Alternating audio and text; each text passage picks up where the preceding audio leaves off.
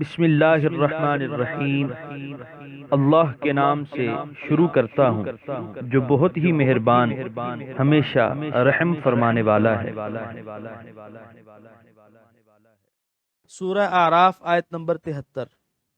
وَإِلَى ثَمُودَ أَخَاهُمْ صَالِحًا قَالَ يَا قَوْمِ اعْبُدُوا اللَّهَ مَا لَكُمْ مِنْ إِلَٰهٍ غَيْرُهُ قَدْ جَاءَتْكُمْ بَيِّنَةٌ مِّن رَّبِّكُمْ هَٰذِهِ نَاقَةُ اللَّهِ لَكُمْ آيَةً فَذَرُوهَا تَأْكُلْ فِي أَرْضِ اللَّهِ ولا تمسوها بسوء فيأخذكم عذاب علیم۔ ترجمہ۔ اور قوم سمود کی طرف ان کے بھائی صالح علیہ السلام کو بھیجا۔ آپ نے کہا، اے میری قوم، عبادت کرو اللہ تعالیٰ کی، نہیں ہے تمہارا کوئی معبود اس کے سوا، بے شک آ چکی ہے تمہارے پاس روشن دلیل تمہارے رب کی طرف سے، یہ اللہ کی اونٹنی ہے، تمہارے لیے نشانی ہے، بس چھوڑ دو اس کو کھاتی پھرے اللہ کی زمین میں، اور نہ ہاتھ لگاؤ اسے برائی سے، ورنہ پکڑ لے گا تمہیں عذاب دردناک۔ سورہ اعراف آیت نمبر 73 کے پہلے حصے کی تفسیر۔ نوح اور ہود علیہم السلام اور ان کی قوموں کے عبرتناک تذکرے کے بعد اب حضرت صالح اور ان کی قوم سمود کا ذکر ہو رہا ہے۔ اس قوم کا مسکن جزیرہ عرب کے شمال مغربی جانب شام و حجاز کے درمیانی علاقے میں تھا، جس کی حدود وادی القرا تک پھیلی ہوئی تھی۔ ان کے پایا تخت کا نام الحجر تھا۔ اس قبیلے کا نام ان کے ایک دادے کی وجہ سے سمود رکھا گیا تھا، جس کا سلسلہ نسب یوں بیان کیا گیا ہے: سمود بن عامر بن ارم بن سام بن نوح۔ لیکن امام راضی علیہ الرحمہ اور قرطبی نے سمود بن عاد بن ارم بن سام بن نوح علیہ السلام لکھا ہے، یہ قوم عاد کی ایک شاخ تھی جو وہاں سے ترک وطن کر کے یہاں آ کر سکونت پذیر ہو گئی تھی۔ ان کا علاقہ بڑا زرخیز تھا، سرسبز کھیت، شاداب باغات اپنی بہار دکھایا کرتے تھے۔ ان کی آبپاشی کے لیے نہروں کا جال بچھا ہوا تھا، لیکن دولت کی فراوانی نے ان کے اخلاق کی بنیادوں کو متزلزل کر دیا۔ اخلاقی بیرا روی سے عقائد میں بگاڑ پیدا ہونے لگا، یہاں تک کہ وہ بھی شرک کی لعنت میں گرفتار ہو گئے۔ اللہ تعالیٰ نے ان کی ہدایت کے لیے ان کے قومی اور وطنی بھائی حضرت صالح کو مبعوث فرمایا، جو اپنی خاندانی برتری اور شخصی کردار کے باعث بڑے محترم اور معزز تھے۔ آپ کا شجرہ نسب علماء تاریخ نے یہ تحریر کیا ہے: صالح بن عبید بن اسف بن ماشخ بن عبید بن حاضر بن سمود۔ آپ کے زمانہ بعثت کا یقینی تعین تو بہت مشکل ہے، لیکن اس میں شک نہیں کہ آپ کا زمانہ حضرت موسیٰ علیہ السلام کے زمانے سے پہلے تھا، اور بعثت موسوی سے بہت عرصہ پہلے آپ کی قوم برباد ہو چکی تھی۔ سورہ اعراف آیت نمبر 73 کے دوسرے حصے کی تفسیر۔ نہیں ہے تمہارا کوئی معبود اس کے سوا، وہی دعوت توحید جو ہر نبی کی تشریف آوری کی غایت اسمی ہوا کرتی ہے، آپ نے اپنی قوم کے سامنے اسی پیغمبرانہ اخلاص و شفقت کے ساتھ پیش کی۔ سورہ اعراف آیت نمبر 73 کے بقیہ حصے کی تفسیر۔ بے شک آ چکی ہے تمہارے پاس روشن دلیل تمہارے رب کی طرف سے۔ معلوم ہوتا ہے کہ آپ کی دعوت کو جھٹلایا گیا ہوگا اور آپ کی صداقت کے لیے کسی معجزے کا مطالبہ کیا گیا ہوگا، چنانچہ یہ اونٹنی آپ کی صداقت کے لیے ظاہر کی گئی۔ اس اونٹنی کا ذکر قرآن کریم میں کئی بار آیا ہے، اس میں وجہ اعجاز کیا تھی؟ مفسرین کے اس کے بارے میں متعدد اقوال ہیں۔ بعض نے یہ کہا ہے کہ کیونکہ اس کی تخلیق ظاہری اسباب کے بغیر ایک چٹان سے ہوئی تھی، اس لیے یہ معجزہ تھی۔ بعض نے یہ کہا ہے کہ کیونکہ جو دن اس کے پانی پینے کا مقرر تھا، اس دن اور کوئی جانور کنویں کے قریب نہیں آتا تھا۔ ان کے علاوہ اور کئی وجوہ اعجاز بیان کی گئی ہیں، لیکن اس بارے میں امام فخر الدین رازی رحمۃ اللہ علیہ کی رائے نہایت پسندیدہ ہے۔ آپ لکھتے ہیں کہ اس میں کلام نہیں کہ اس اونٹنی میں کوئی ایسی خارق عادت خصوصیت تھی جس کا ذکر قرآن نے نہیں کیا، اس لیے اس بحث میں الجھنا بے سود ہے۔ البتہ بعض لوگوں کا یہ کہنا بھی درست نہیں کہ اس میں بجز اس کے کوئی وجہ اعجاز نہ تھی، کہ قوم سمود کو یہ بتا دیا گیا تھا کہ جس روز تم نے اسے گزن پہنچایا تمہیں برباد کر دیا جائے گا، کیونکہ ایسی دلیل کا کیا فائدہ جس کی صداقت کا ظہور اس وقت ہو جب کہ اس سے راہ ہدایت پانے والے ہلاک و برباد ہو چکے ہوں۔ سورہ اعراف آیت نمبر 74۔ وَاذْكُرُوا إِذْ جَعَلَكُمْ خُلَفَاءَ مِن بَعْدِ عَادٍ وَبَوَّأَكُمْ فِي الْأَرْضِ تَتَّخِذُونَ مِن سُهُولِهَا قُصُورًا وَتَنْحِتُونَ الْجِبَالَ بُيُوتًا فَاذْكُرُوا آلَاءَ اللَّهِ وَلَا تَعْثَوْا فِي الْأَرْضِ مُفْسِدِينَ۔ ترجمہ۔ اور یاد کرو جب اللہ تعالیٰ نے بنایا تمہیں جانشین عاد کے بعد اور ٹھکانہ دیا تمہیں زمین میں، تم بناتے ہو اس کے میدانی علاقوں میں عالی شان محل اور تراشتے ہو پہاڑوں میں مکانات، سو یاد کرو اللہ کی نعمتوں کو اور نہ پھرو زمین میں فساد برپا کرتے ہوئے۔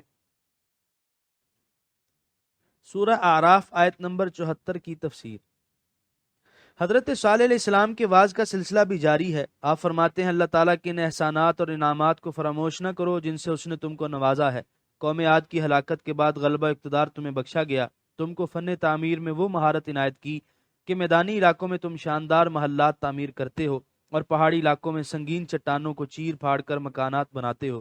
ان کی عمارات کے آثار آج بھی موجود ہیں جو ایک وسیع رقبے میں پھیلے ہوئے ہیں، جو فن تعمیر میں ان کی مہارت کی گواہی دے رہے ہیں۔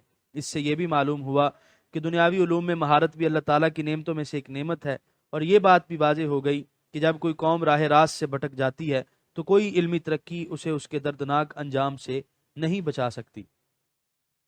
سورہ اعراف آیت نمبر 75۔ قال الملأ الذين استكبروا من قومه للذين استضعفوا لمن آمن منهم أتعلمون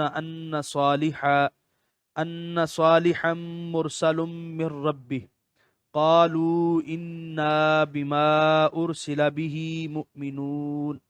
ترجمہ، کہا ان سرداروں نے جو تکبر کیا کرتے تھے ان کی قوم سے، ان لوگوں کو جنہیں وہ کمزور اور ذلیل سمجھتے تھے جو ان میں سے ایمان لائے تھے، کیا تم یقین رکھتے ہو کہ صالح رسول ہے اپنے رب کی طرف سے؟ انہوں نے کہا بے شک ہم اس پر جسے دے کر انہیں بھیجا گیا ہے ایمان لانے والے ہیں۔ سورہ اعراف آیت نمبر 75 کی تفسیر۔ رؤسائے قبیلے کی شدید مخالفت کے باوجود چند خوش نصیب ایسے بھی تھے جو حضرت صالح علیہ السلام پر ایمان لے آئے۔ ان کی مالی حالت کمزور تھی اور معاشرے میں بھی انہیں عزت کی نگاہ سے نہیں دیکھا جاتا تھا، اس لیے بڑوں نے ازراہ تعجب پوچھا کہ کیا تم سچ مچ صالح پر ایمان لے آئے ہو؟ جب انہوں نے اعتراف کیا تو متکبر رئیس بولے ہم تو ہرگز ایمان نہیں لائیں گے۔ سورہ اعراف آیت نمبر 76۔ قال الذين استكبروا إنا بالذي آمنتم به كافرون۔ ترجمہ، کہنے لگے وہ لوگ جو تکبر کیا کرتے تھے کہ ہم تو اس چیز کی جس پر تم ایمان لائے ہو منکر ہیں۔ سورہ اعراف آیت نمبر 77۔ فعقروا الناقة وعتوا عن أمر ربهم وقالوا يا صالح ائتنا بما تعدنا إن كنت من المرسلين۔ ترجمہ، پس انہوں نے کونچے کاٹ ڈالیں اس اونٹنی کی اور انہوں نے سرکشی کی اپنے رب کے حکم سے اور کہا اے صالح لے آؤ ہم پر اس عذاب کو جس کا تم نے ہم سے وعدہ کیا تھا اگر تم اللہ کے رسولوں میں سے ہو۔ سورہ اعراف آیت نمبر 77 کی تفسیر۔ عقر کا لغوی معنی اونٹ کے پاؤں کی کونچیں کاٹ دینا ہے، لیکن ذبح کے معنی میں بھی عام مستعمل ہوتا ہے۔ قوم سمود میں حضرت صالح کے وعظ و نصیحت کا سلسلہ عرصہ دراز تک جاری رہا اور آپ کے خلاف عداوت کا جذبہ بڑھتا رہا، یہاں تک کہ ساری قوم کے مشورے اور رضامندی سے ایک بدبخت جس کا نام قدار بن سالف تھا، اس نے اکیلے یا اپنے چند ساتھیوں کی امداد سے اس اونٹنی کو ہلاک کر دیا اور حضرت صالح کے قتل کی بھی سازش کرنے لگے، اور ان کی بے باکی کی یہ حالت ہو گئی کہ اللہ کے نبی کو چیلنج دے دیا کہ اب وہ عذاب لے آؤ جس سے تم ہر وقت ہمیں ڈرایا کرتے تھے۔ حضور کریم نے حضرت علی کرم اللہ وجہہ کو فرمایا کہ پہلے زمانے کا بدبخت ترین آدمی وہ تھا جس نے صالح کی اونٹنی کو مار ڈالا، اور آئندہ زمانے کا بدبخت ترین آپ کا قاتل ہے۔ سورہ اعراف آیت نمبر 78۔ فَأَخَذَتْهُمُ الرَّجْفَةُ فَأَصْبَحُوا فِي دَارِهِمْ جَاثِمِينَ۔ ترجمہ، پھر آ لیا انہیں زلزلے کے جھٹکوں نے تو صبح کے وقت وہ اپنے گھروں میں منہ کے بل گرے پڑے تھے۔ سورہ اعراف آیت نمبر 78 کی تفسیر۔ اگرچہ اونٹنی کو ہلاک کرنے والا ایک شخص تھا، لیکن اس کی تائید ساری قوم کو حاصل تھی اور وہ اس کی حرکت پر رضامند تھے، اس لیے اس کی سزا بھی صرف ایک شخص کو نہیں بلکہ ساری قوم کو دی گئی۔ اس سے معلوم ہوا کہ اگر کسی سرکش اور نافرمان کو قوم کی تائید و حمایت حاصل ہو تو ساری قوم مجرم قرار دی جاتی ہے اور سبھی کو اس کی سزا بھگتنی پڑتی ہے۔ سورہ اعراف آیت نمبر 79۔ فَتَوَلَّى عَنْهُمْ وَقَالَ يَا قَوْمِ لَقَدْ أَبْلَغْتُكُمْ رِسَالَةَ رَبِّي وَنَصَحْتُ لَكُمْ وَلَكِنْ لَا تُحِبُّونَ النَّاصِحِينَ۔ ترجمہ، تو صالح نے منہ پھیر لیا ان کی طرف سے اور بصد حسرت کہا اے میری قوم، بے شک پہنچا دیا میں نے تم کو پیغام اپنے رب کا، اور میں نے خیر خواہی کی تمہاری، لیکن تم تو پسند ہی نہیں کرتے اپنے خیر خواہوں کو۔ سورہ اعراف آیت نمبر 79 کی تفسیر۔ قوم کی بربادی کے بعد آپ وہاں سے روانہ ہوئے، بعض کے نزدیک شام کا قصد کیا اور بعض کا خیال ہے کہ آپ مکہ کی طرف تشریف لے آئے۔ وہاں سے رخصت ہوتے وقت اس شفیق و مہربان نبی نے اپنے دلی قلق اور حسرت کا اظہار کرتے ہوئے ان مرے ہوئے سمودیوں کو یہ خطاب فرمایا۔ یہ بیان ہی ایسا ہے جیسے جنگ بدر کے بعد حضور علیہ الصلوۃ والسلام اس گھڑے کے کنارے تشریف لے گئے جس میں کفار مکہ کے لاشیں پڑے تھے۔ وہاں جا کر فرمایا، اے ابو جہل، اے امیہ، اے عتبہ، اے شیبہ، میرے رب نے فتح و نصرت کا جو وعدہ مجھ سے فرمایا تھا وہ تو اس نے پورا کر دیا، تم کہو تمہارے ساتھ ذلت و عذاب کا جو وعدہ تھا وہ بھی پورا ہوا؟ حضرت فاروق اعظم رضی اللہ عنہ نے عرض کی، یا رسول اللہ، آپ 3 دن کے مردوں کو خطاب فرما رہے ہیں، تو حضور صلی اللہ علیہ وسلم نے ارشاد فرمایا، میری گفتگو تم ان سے زیادہ نہیں سن رہے ہو، البتہ وہ جواب دینے کی طاقت نہیں رکھتے۔ اس سے معلوم ہوا کہ کافر بھی قبر میں سنتا ہے، جب ایسا ہے تو مومن قبر میں کیوں نہیں سنتا؟ سورہ اعراف آیت نمبر 80۔ وَلُوطًا إِذْ قَالَ لِقَوْمِهِ أَتَأْتُونَ الْفَاحِشَةَ مَا سَبَقَكُم بِهَا مِنْ أَحَدٍ مِّنَ الْعَالَمِينَ۔ ترجمہ: اور بھیجا ہم نے لوط کو جب انہوں نے کہا اپنی قوم سے کہ کیا تم کیا کرتے ہو ایسی بے حیائی کا فعل جو تم سے پہلے کسی نے نہیں کیا ساری دنیا میں۔ سورہ اعراف آیت نمبر 80 کی تفسیر۔ یہاں ایک دوسری قوم کا ذکر ہو رہا ہے جو دریائے اردن کی ترائی میں شام کے جنوب میں آباد تھی۔ ان کا پایا تخت صدوم تھا۔ یہ علاقہ بھی بڑا زرخیز اور شاداب تھا، میلوں تک پھلدار باغات کا سلسلہ چلا جاتا تھا، لیکن یہاں بسنے والی قوم بڑی کمینہ خصلت اور بد کردار تھی۔ سر محفل بد کرداریاں کرتے اور بجائے شرمانے کے اس پر فخر کرتے۔ راہ چلتے مسافروں کو لوٹ لینا، اپنے مہمانوں کی ہر چیز چھین لینا ان کا پسندیدہ شغل تھا۔ ایسی گری ہوئی اور ذلیل قوم کو راہ ہدایت پر لانے کے لیے حضرت لوط علیہ السلام کو مبعوث کیا گیا۔ آپ حضرت سیدنا ابراہیم علیہ السلام کے سگے بھتیجے تھے۔ آپ کے والد کا نام حاران بن تارخ تھا۔ آپ کافی عرصے تک حضرت خلیل علیہ السلام کی میت میں رہے، بعد میں انہیں اہل صدوم کی طرف نبی بنا کر بھیجا گیا۔ اللہ تعالیٰ کے اس مقدس نبی کے متعلق موجودہ تورات میں جو سنسنی خیز الزامات عائد کیے گئے ہیں، دل گوارا نہیں کرتا اور حیا اجازت نہیں دیتی کہ انہیں یہاں نقل کیا جائے، لیکن میرا یہ بھی فرض ہے کہ قرآن کے داموں کی تصدیق کے لیے جو ثبوت ملے اسے ہدیہ ناظرین کروں۔ قرآن نے بارہا اس حقیقت کو بیان کیا ہے کہ علماء یہود نے اپنے رسول پر نازل شدہ کتاب تورات میں جا بجا تحریف کر دی اور اس میں طرح طرح کا رد و بدل کیا۔ اس کی تصدیق کے لیے تورات کے مندرجات پڑھیے، حقیقت خود بخود واضح ہو جائے گی۔ کتاب پیدائش کے 19ویں باب کی آیات 30 تا 36 ملاحظہ ہوں۔ اور لوط زغر سے نکل کر پہاڑ پر جا بسا اور اس کی دونوں بیٹیاں اس کے ساتھ تھیں، کیونکہ اسے زغر میں بستے ڈر لگا، اور وہ اس کی دونوں بیٹیاں ایک غار میں رہنے لگے۔ تب پہلوٹھی نے چھوٹی سے کہا کہ ہمارا باپ بڈھا ہے اور زمین پر کوئی مرد نہیں جو دنیا کے دستور کے مطابق ہمارے پاس آئے، آؤ ہم اپنے باپ کو میں پلائیں اور اس سے ہم آغوش ہوں تاکہ اپنے باپ سے نسل باقی رکھیں۔ سو انہوں نے اسی رات اپنے باپ کو میں پلائی اور پہلوٹی اندر گئی اور اپنے باپ سے ہم آغوش ہوئی، پر اس نے نہ جانا کہ وہ کب لیٹی اور کب اٹھ گئی۔ اور دوسرے روز یوں ہوا کہ پہلوٹھی نے چھوٹی سے کہا کہ دیکھ، کل رات کو میں اپنے باپ سے ہم آغوش ہوئی ہوں، آؤ آج رات بھی اس کو میں پلائیں اور تو بھی جا کر اس سے ہم آغوش ہو تاکہ ہم اپنے باپ سے نسل باقی رکھیں۔ سو اس رات بھی انہوں نے اپنے باپ کو میں پلائی اور چھوٹی گئی اور اس سے ہم آغوش ہوئی، پر اس نے نہ جانا کہ وہ کب لیٹی اور کب اٹھ گئی۔ سو لوط کی دونوں بیٹیاں اپنے باپ سے حاملہ ہوئیں۔ نعوذ باللہ من ذالک۔ کہاں نبوت کا مقام رفیع اور کہاں یہ اخلاقی پستی جس کے ارتکاب کا خیال آج بھی گھٹیا سے گھٹیا آدمی نہیں کر سکتا۔ سچ ہے یہ قرآن اور صاحب قرآن صلی اللہ علیہ وسلم کا ہی کام تھا کہ انبیاء سابقین کے تقدس اور ان کی عصمت کو بیان کریں، جن پر ان کے ماننے والوں نے یہ کبھی الزامات لگا رکھے تھے۔ ابھی نوح علیہ السلام پر میں خاری کی جو تہمت تورات میں لگائی گئی ہے اسے آپ پڑھ چکے ہیں۔ اس کے ضمن میں ہی میں نے انسائکلوپیڈیا کا حوالہ بھی دیا ہے۔ آخر یورپ کے عیسائی محققین کو بھی عظمت انبیاء کو تسلیم کرنا پڑا، جس کو قرآن کریم نے سب سے پہلے پیش کیا۔ دیگر رذیل حرکتوں کے علاوہ وہ ایک اور گندی عادت کا شکار تھے جو ان سے پہلے کسی قوم میں موجود نہ تھی، یعنی وہ لڑکوں کے ساتھ بدمعاشی کیا کرتے تھے اور اس میں وہ ذرا شرم محسوس نہ کرتے۔ حضرت لوط علیہ السلام نے ان کو اس غیر طبی فعل پر ٹوکا اور انہیں شرم دلائی کہ بے شرم و ڈوب مرو، برملا گناہ کرتے ہو اور گناہ بھی ایسا جس کے موجد بھی تم ہو، خدا سے ڈرو، کچھ تو حیا کرو۔ سورہ آراف آیت نمبر 81۔ انکم لتأتون الرجال شہوتا من دون النساء بل انتم قوم مسرفون۔ ترجمہ: بے شک تم جاتے ہو مردوں کے پاس شہوت رانی کے لیے عورتوں کو چھوڑ کر، بلکہ تم لوگ تو حد سے گزرنے والے ہو۔ سورہ اعراف آیت نمبر 82۔ وما كان جواب قومه الا ان قالوا اخرجوهم من قريتكم انهم اناس يتطهرون۔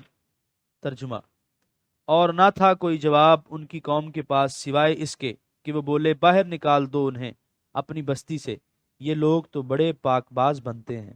سورہ اعراف آیت نمبر 82 کی تفسیر۔ حضرت لوط علیہ السلام کے واز سے وہ بھڑک اٹھے اور کہنے لگے ذرا دیکھو تو اس لوط کو اور اس کے چیلوں کو، بڑے پاک باز بنے پھرتے ہیں۔ ہم ایسے رجعت پسند لوگوں کا وجود اپنے ترقی پسند معاشرے میں برداشت کرنے کے لیے تیار نہیں۔ انہیں بیک زبان کہہ دو کہ اپنے زہد و تقدس سمیت یہاں سے تشریف لے جائیں اور ہماری محفل عیش و طرب کو اپنے ان وازوں سے بلطف نہ بنائیں۔ انسان پریشان ہو کر رہ جاتا ہے جب وہ یہ پڑھتا ہے کہ اس ذلیل اور غلیظ فعل کو جس سے انسان کی عقل سلیم کو طبی نفرت ہے، صرف عہد قبل از طریق کے اہل صدوم نے ہی اپنے لیے پسند نہیں کیا، بلکہ یونان کے بڑے بڑے فلسفی اس کو ایک جائز اور پسندیدہ فعل شمار کیا کرتے تھے، اور تہذیب جدید کے موجد یورپ اور سرپرست امریکہ کے بڑے بڑے اہل قلم اس کو قانونی طور پر جائز قرار دینے کے لیے ایڑی چوٹی کا زور صرف کر رہے ہیں۔ کئی ممالک نے اسے قانونی طور پر جائز کر دیا ہے، جن میں جرمنی کو سبقت حاصل ہے۔ سورہ اعراف آیت نمبر 83۔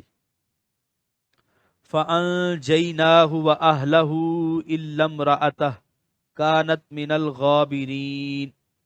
ترجمہ: پس ہم نے نجات دے دی لوط کو اور ان کے گھر والوں کو بجز ان کی بیوی کے، وہ ہو گئی پیچھے رہ جانے والوں سے۔ سورہ اعراف آیت نمبر 84۔ وَأَمْطَرْنَا عَلَيْهِمْ مَطَرًا فَانظُرْ كَيْفَ كَانَ عَاقِبَةُ الْمُجْرِمِينَ۔ ترجمہ: اور برسایا ہم نے ان پر پتھروں کا می، تو دیکھو کیسا عبرتناک انجام ہوا مجرموں کا۔ سورہ اعراف آیت نمبر 84 کے پہلے حصے کی تفسیر۔ حضرت لوط علیہ السلام کی کوئی کوشش کارگر نہ ہوئی اور ان کی سرکشی اور نافرمانی بڑھتی ہی چلی گئی، اور ان پر آگ اور پتھروں کی ایسی تباہ کن بارش کی گئی کہ وہ بالکل خاک سیاہ بنا کر رکھ دیے گئے۔ قرآن حکیم میں دوسری جگہ ہے کہ ان کی بستیوں کو الٹ کر رکھ دیا گیا۔ آج بھی بحر مردار کو، جو اردن کے اسی علاقے میں ہے، بحر لوط کہا جاتا ہے، اور محققین کا خیال ہے کہ یہی وہ جگہ ہے جہاں قوم لوط پر عذاب نازل ہوا، اور آثار قدیمہ کے ماہرین کو اس بحیرے کے گرد و نواح میں اس برباد شدہ قوم کے کچھ آثار بھی ملے ہیں۔ علاقہ صدوم کی تباہی کا زمانہ تازہ تخمینوں کے مطابق 2061 قبل مسیح ہے۔ سورہ اعراف آیت نمبر 84 کے بقیہ حصے کی تفسیر۔ تو دیکھو کیسا عبرتناک انجام ہوا۔ اسلامی معاشرے کو اس اخلاقی پستی سے بچانے کے لیے حضور رحمت عالم صلی اللہ علیہ وسلم نے اس جرم کا ارتکاب کرنے والے کے لیے سخت سزا تجویز فرمائی ہے۔ ابو داؤد، ابن ماجہ، ترمذی، نسائی اور دار قطنی میں حضور کا یہ فرمان مروی ہے، یعنی جس کو قوم لوط کا فعل کرتے ہوئے دیکھو تو فاعل و مفعول دونوں کو قتل کر دو۔ حضرت ابو بکر صدیق رضی اللہ عنہ کے عہد خلافت میں حضرت خالد رضی اللہ عنہ نے آپ کی خدمت میں ایسے مجرم کی سزا کے متعلق خط لکھا۔ آپ نے سب صحابہ کو مشورے کے لیے طلب کیا اور مسئلہ پیش کیا۔ حضرت علی رضی اللہ عنہ نے فرمایا کہ ایسے شخص کی سزا یہ ہے کہ مجرم کو تلوار سے قتل کر کے اس کی لاش جلا دی جائے۔ سب صحابہ نے آپ کی رائے کی تائید کی، چنانچہ خالد کو یہی لکھا گیا اور انہوں نے اسی کے مطابق عمل کیا۔ حضرت ابو حنیفہ رحمہ اللہ فرماتے ہیں کہ حاکم وقت کو اختیار ہے کہ مجرم کو ایسی عبرتناک سزا دے تاکہ کسی اور کو اس کے ارتکاب کی جرأت نہ ہو۔ یہاں پر 8ویں پارے کا 17واں رکوع مکمل ہوا۔